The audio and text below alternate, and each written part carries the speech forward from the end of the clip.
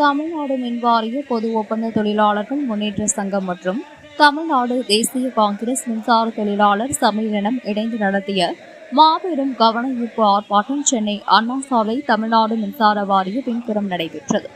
2021 திமுக அரசின் தேர்தல் வாக்குறுதி வரிசை எண் 153 பரிசீலனை செய்து தமிழ்நாடு மின்சார வாரியத்தில் 5/1/1998 முதல் பணிபுரியும் ஒப்பந்த தொழிலாளர்கள் லேபர் கோர்ட் வழக்கில் வெற்றி பெற்ற 6788 நபர்கள், K2 ஒப்பந்த தொழிலாளர்கள், உற்பத்தி ஒப்பந்த தொழிலாளர்கள், வாரிய பகுதி நேர ஒப்பந்த தொழிலாளர்கள் அனைவருக்கும் பணி நிரந்தரம் வழங்க வேண்டும் என தமிழக முதல்வர் அவர்களுக்கு இந்த போராட்டம் சார்பாக கோரிக்கை வைத்தனர்.